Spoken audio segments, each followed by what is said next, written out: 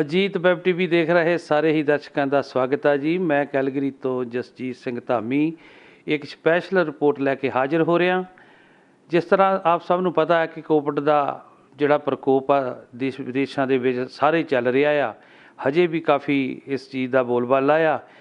Gurdwara Dashmesh culture centre Calgary ਵਿਖੇ ਪਿਛਲੇ ਸਮੇਂ ਤੋਂ ਇੱਥੇ ਵੈਕਸੀਨ ਕੈਂਪ ਲਗਾਏ ਜਾ ਰਹੇ ਆ ਸਿਕਸ ਨੇਸ਼ਨ ਦੇ ਸਹਿਯੋਗ ਦੇ ਨਾਲ।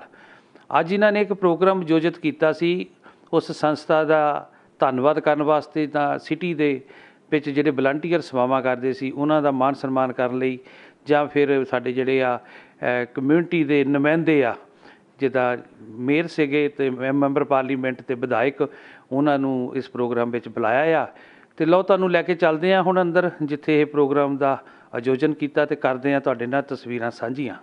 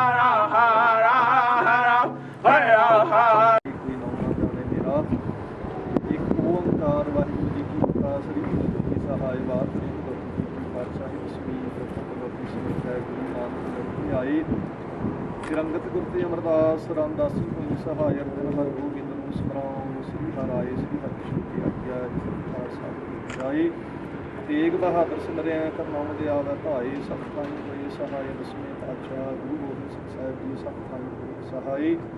ਦਸਾਂ ਪਾਤਸ਼ਾਹੀਆਂ ਦੀ ਜੋਤ ਸ੍ਰੀ ਗੁਰੂ ਗ੍ਰੰਥ ਸਾਹਿਬ ਦੇ ਪਾਠ ਦੀ ਵਾਰ ਦਾ ਧਿਆਨ ਕਰਕੇ ਬੋਲੂ ਜੀ Waheguru.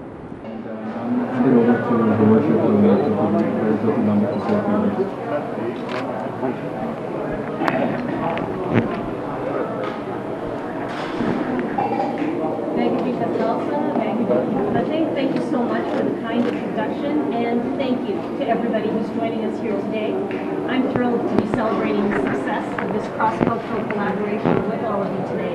Let me start by acknowledging just how critical your work has been during this pandemic.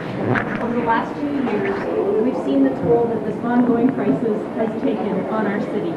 For many, these years have been some of the most difficult in their life. The losses have been real. People have lost loved ones. People have lost their livelihoods. For some, it's been a significant strain on their mental health and the development of their children. But if the pandemic has taught us one thing, it is that the diversity of our city is what makes us so great. In fact, Calgary is the third most diverse city in this nation. And I think a lot of people don't know that fact. And it's something we need to celebrate more often. Another thing that many people do not know is about the incredible success of this community-led COVID vaccination clinic. This cross-cultural collaboration model is one that should be emulated in many other ways in our city and quite frankly across our country. Think back to the very early days of the pandemic, when the Northeast faced high rates of COVID and there was lack of vaccine uptake. At that point, people were arguing it was hesitancy. It was not. It was lack of access. There were barriers in accessing the vaccine. And when community partners came together and came up with a plan to get rid of those barriers, it made it much easier for people to get immunized. And we saw those numbers take an absolutely incredible jump. I've said this many times before, and I'll say it again. This community reached the highest vaccination rate in our province, with 99% of people over the age of 12 having at least one shot. That's absolutely something to celebrate. And here we are again in Northeast Calgary celebrating a very unique approach to COVID vaccinations with the coming together of cultures through Asukindaku and the Dasmesh Culture Center. This incredible partnership is supported by more than 35 volunteers, and it's been a huge success, having administered more than 10,000 immunizations to date. None of this would have been possible without all of you who are here. Equally important has been this exchange of cultures between Indigenous and Sikh communities. You've come together and aligned with your core values, those being sharing and taking care of one another. When we face challenges and we look for ways to support each other through intentional decisions, we can come together and tackle problems as one, because we are not a tale of two cities. We are one. Calgary is one city, and we should embrace our diversity as our strength. Thank you for inviting me today to be part of this wonderful initiative. Vaigu Ji Ka Khalsa, Vaigu Ji Ki Fateh. I was speaking today, so I don't have anything prepared. I just wanted to say it's absolutely a privilege to be here today, to watch this today. Started out, as Dr. Sal said, just with an idea.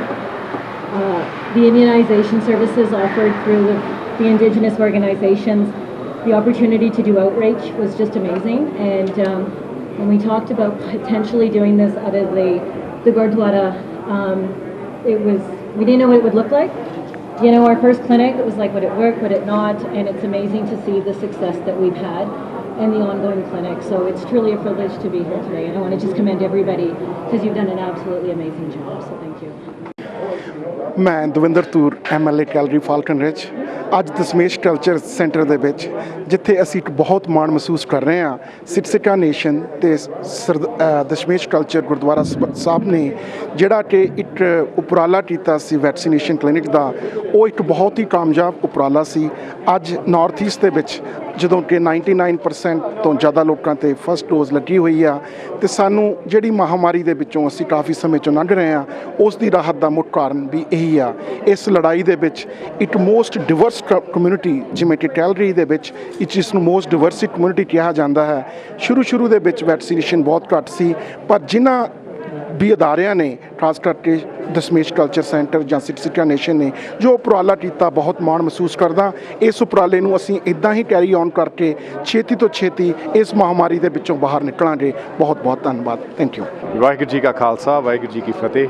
ਅੱਜ ਅਸੀਂ ਧੰਨਵਾਦ ਕਰਦੇ ਹਾਂ ਸਿੱਖਿਆ nation ਤੇ ਸਾਡੇ honourable mayor ਜੋਤੀ ਗੌਂਡਕ plus ਸਾਡੇ member of parliament Jasraj Singh ji ਹੱਲਨ ਤੇ ਸਾਡੇ MLA ਦਵਿੰਦਰ ਤੂਰ ਜੋ ਗੁਰਦੁਆਰਾ ਸਾਹਿਬ ਪਹੁੰਚੇ ਆ ਤੇ ਸਾਰੀ ਹੀ ਟੀਮ ਸਾਡੀ ਦਸਮੇਸ਼ ਕਲਚਰ ਸੈਂਟਰ ਦੀ ਜੋ ਕਿ ਪਿਛਲੇ ਸਮੇਂ ਤੋਂ ਪਿਛਲੇ ਸਾਲ ਜੂਨ 2021 ਤੋਂ ਹੀ ਸਿੱਖਿਆ ਨੇਸ਼ਨ ਦੇ ਨਾਲ ਰਲ ਕੇ ਅਸੀਂ ਜੋ ਵੈਕਸੀਨੇਸ਼ਨ ਕਲੀਨਿਕ ਲਾਏ ਸੀ ਸੋ ਅੱਜ ਇਹ ਸਾਡਾ ਐਪਰੀਸ਼ੀਏਟ ਕਰਨ ਆਏ ਇਹਨਾਂ ਦਾ ਅਸੀਂ ਐਪਰੀਸ਼ੀਏਟ ਕੀਤਾ ਵੀ ਤੁਹਾਡੇ ਰਲ ਮਿਲ ਕੇ ਜੋ ਅਸੀਂ ਕਲੀਨਿਕ ਲਾਏ ਬਹੁਤ ਵੱਡੀ ਸਕਸੈਸ ਹੋਈ। ਜਿਹੜਾ ਆਪਣਾ ਨਾਰਥ ਈਸਟ ਕਮਿਊਨਿਟੀ ਦਾ ਵੈਕਸੀਨੇਸ਼ਨ ਦਾ ਰੇਟ ਆ 99.9% ਤੇ ਜਾ ਵੜਿਆ ਆਲਮੋਸਟ 100% ਦੇ ਉੱਤੇ।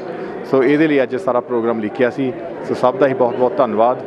ਅਜੀਤ TV ਦਾ ਬਹੁਤ ਬਹੁਤ ਧੰਨਵਾਦ ਧਾਮੀ ਸਾਹਿਬ ਦਾ ਜੋ ਹਮੇਸ਼ਾ ਇੱਥੇ ਪਹੁੰਚਦੇ ਨੇ ਜੀ। ਵਾਹਿਗੁਰੂ ਜੀ ਕਾ ਖਾਲਸਾ ਵਾਹਿਗੁਰੂ ਜੀ ਕੀ ਫਤਿਹ। ਵਾਹਿਗੁਰੂ ਜੀ ਕਾ ਖਾਲਸਾ ਵਾਹਿਗੁਰੂ ਜੀ ਕੀ ਫਤਿਹ। ਸਾਰੇ ਦਰਸ਼ਕਾਂ ਨੂੰ ਮੇਰੇ ਵੱਲੋਂ ਮੈਂ Jasraj Singh Hallan member of parliament Calgary Forest Lawn ਤੋਂ ਅਤੇ ਸ਼ੈਡੋ ਮਿਨਿਸਟਰ ਇਮੀਗ੍ਰੇਸ਼ਨ ਦਾ ਅਤੇ ਅਸੀਂ ਅੱਜ ਇੱਥੇ ਇਕੱਠੇ ਹੋਏ ਹਾਂ ਦਸਮੇਸ਼ ਕਲਚਰ ਸੈਂਟਰ ਇੱਕ ਰੈਕਗਨੀਸ਼ਨ ਦੇਣ ਲਈ ਜਿੰਨਾ ਵਧੀਆ ਇੱਕ ਉਪਰਾਲਾ ਦਸਮੇਸ਼ ਕਲਚਰ ਸੈਂਟਰ ਅਤੇ ਸਿੱਖਿਆ ਨੇਸ਼ਨ ਨੇ ਜਿਹੜੇ ਸਾਡੇ ਮੂਲ ਭਾਰਤੀ ਭੈਣ ਅਤੇ ਭਰਾ ਨੇ ਇਕੱਠੇ ਹੋ ਕੇ ਰਲ ਮਿਲ ਕੇ ਇੱਕ ਵੈਕਸੀਨੇਸ਼ਨ ਕਲੀਨਿਕ ਚਲਾਇਆ। ਅਸੀਂ ਬਹੁਤ ਧੰਨਵਾਦੀ ਹਾਂ ਜਿਹੜੇ ਫਰੰਟ ਲਾਈਨ ਕੇਅਰ ਵਰਕਰ ਆ ਉਹਨਾਂ ਨੇ ਜਿਹੜੇ ਦਿਨ ਰਾਤ ਹਾਰਡ ਵਰਕ ਕਰਕੇ ਵੈਕਸੀਨੇਸ਼ਨਸ ਲਵਾਈਆਂ।